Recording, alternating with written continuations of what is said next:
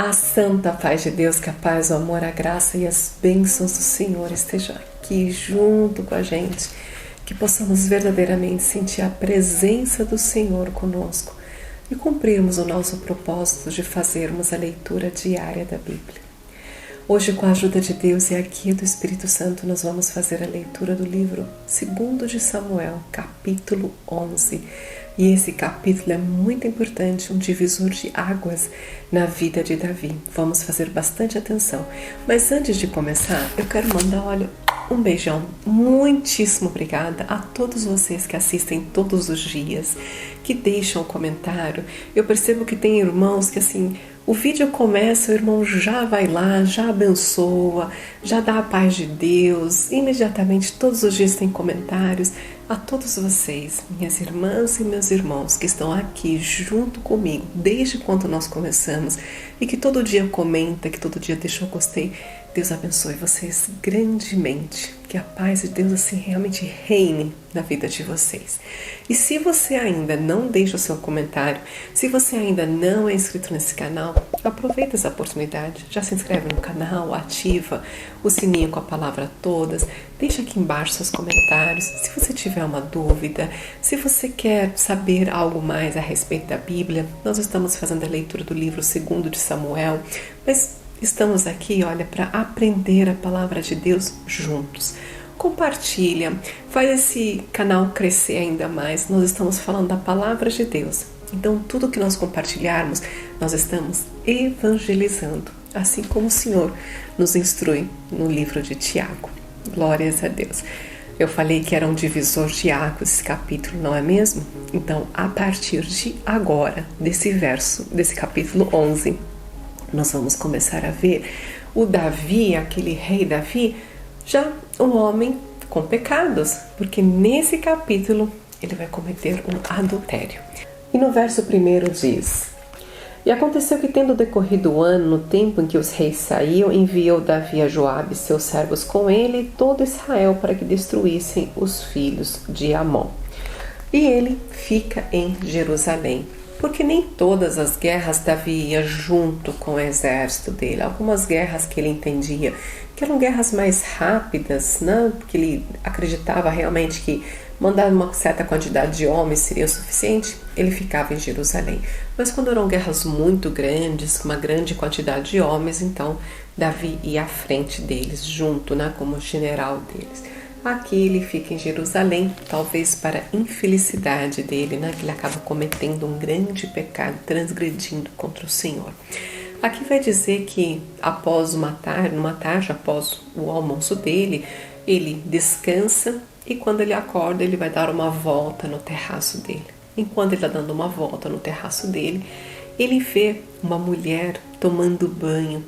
E ali ele fica admirando aquela mulher, e então, dentro do coração dele, ele passa a ter um desejo por essa mulher. E ele manda os mensageiros dele descobrirem que mulher é essa.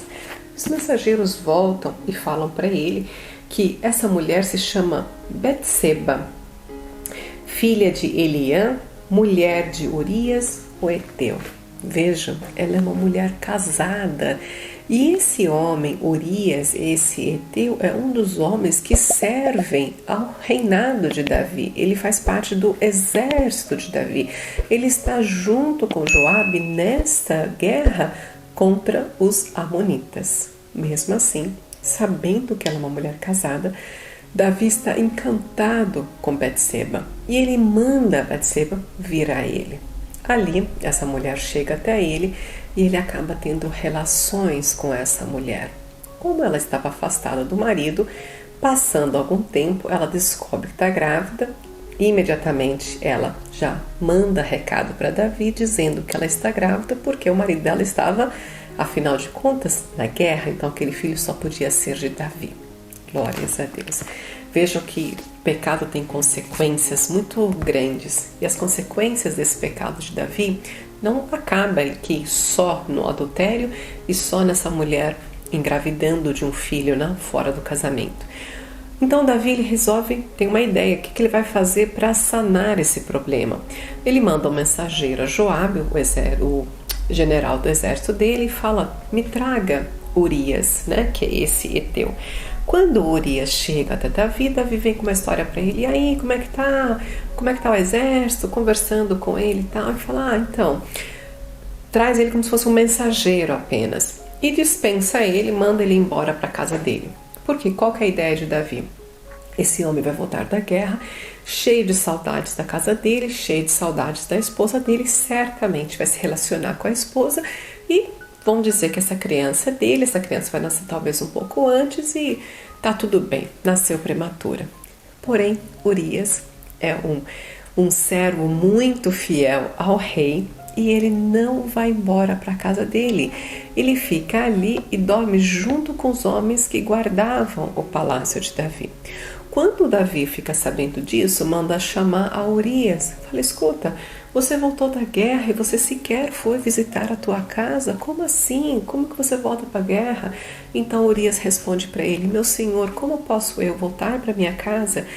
Voltar para o meu descanso, né? Eu me desfrutar de todos esses bens e me desfrutar da minha esposa, sendo que aqueles homens estão ali na guerra, estão pelejando. Eu não me sinto confortável de fazer isso. Eu não vou para minha casa, eu vou ficar aqui servindo ao meu rei, né? Ele realmente é aquele soldado que serve o rei de todo o coração. Aí Davi tem uma outra ideia. Chama Urias à noite para um jantar, para uma festa, e embebeda a Urias. Urias fica totalmente embriagado após essa festa. E aí Davi pensa, agora ele está bêbado, com certeza ele vai voltar para a casa dele. E mais uma vez, Urias não volta para casa. Urias fica ali e dorme junto com os homens que guardam o palácio. Quando Davi fica sabendo que nem bêbado esse homem voltou para casa, que ele realmente é um verdadeiro soldado, é um homem muito honrado com o serviço, comprometido com a função dele no exército, então ele fala, bem, eu tentei, eu fiz da forma que eu podia fazer que ele voltasse para casa dele, já que ele não voltou, ele usou um outro plano. Ele chama Urias e veja que nesse momento nós estamos vendo o rei Davi carnal, aquele homem corrompido pelo pecado, aquele homem que está pensando em si próprio, né? Naquele egoísmo do homem, na carnalidade do homem.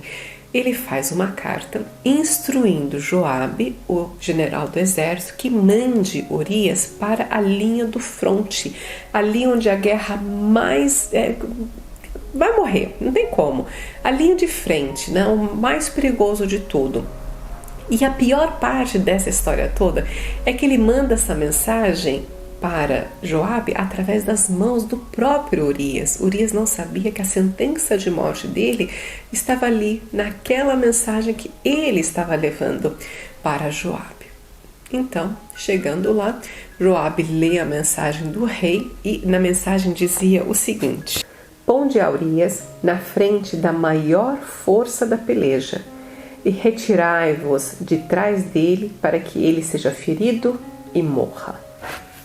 Meu Deus, inacreditável pensar que aquele homem tão honrado, tão bondoso, tão temente ao Senhor possa ter escrito uma mensagem dessa.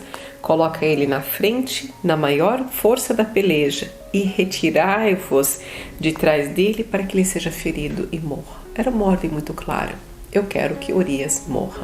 Joabe faz exatamente, segue as ordens do rei e Urias morre. Então ele manda um mensageiro para Davi falando que eles estavam ali no fronte, bem em frente aos flecheiros, e que os homens morreram e que Urias, o servo dele, morreu também. Então vejam que não foi somente Urias que morreu, mas que teve que sacrificar outras vidas para que Urias morresse e para que Davi se saísse melhor dessa história. Passa-se o período do luto, afinal a esposa fica sabendo, fica muito entristecida, né? O esposo dela que morreu na guerra, e Davi dá aquele período de luto para ela. Acabando o período de luto dela, Davi manda chamar essa mulher e casa-se com ela. Então ela está grávida, está gestante de um filho de Davi, mas essa história não termina aqui não, porque Deus vai requerer de Davi o sangue de Urias. Afinal, Urias se mostrou um homem muito reto, muito honrado e justo perante os olhos de Deus, servindo a Davi, e contrário, Davi foi lá e traiu essa confiança que Urias tinha com o rei dele. Glórias a Deus. Só para terminar aqui, vamos fazer a leitura do verso 27, que diz: E passando o nojo, enviou Davi e a recolheu em sua casa, e lhe foi por mulher, e ela lhe deu um filho. Porém, esta coisa que Davi fez pareceu mal aos olhos do Senhor. Glórias a Deus, aleluia.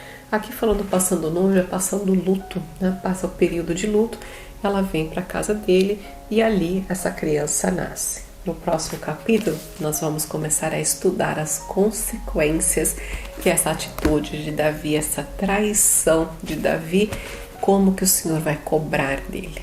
Glórias a Deus, aleluia. Para nós, irmãos, fica uma lição muito clara, aquela que nós já sempre, né? Sempre nós sabemos, mas é bom a gente estar reforçando. O adultério é pecado. O adultério não é um pecado que nós instituímos como pecado agora nos nossos tempos. O adultério, ele é um pecado que desde os 10 mandamentos o Senhor nos mandou: não adulterarás, não cometerás o adultério, porque é um pecado diante dos olhos de Deus. Davi é um verdadeiro servo do Senhor, conhecedor das leis, mas naquele momento em que ele vê aquela mulher nua, o coração carnal dele é tomado por um desejo tão grande que ele coloca Deus em segundo plano e coloca ele na carnalidade, no desejo e na ânsia de ter aquela mulher em primeiro lugar, e ali ele vai sofrer grandemente as consequências dessa atitude, desse pecado que ele cometeu. Então, que nós tenhamos a consciência, que a sabedoria nós temos, o conhecimento nós temos, mas que a gente tenha consciência de fazer boas escolhas, que naquele momento em que nós formos tentados ao pecado, que a nossa consciência nos traga a realidade e nos: olha, você é um servo de Deus, você serve ao Senhor, não cometa esse pecado. E quando nós cometemos esse pecado, nós deixamos de servir ao Senhor, nos afastamos do Senhor, e não é o que nós queremos, não é mesmo, irmão? Então, nessa mesma comunhão, vamos buscar a face de Deus em oração e agradecer ao Senhor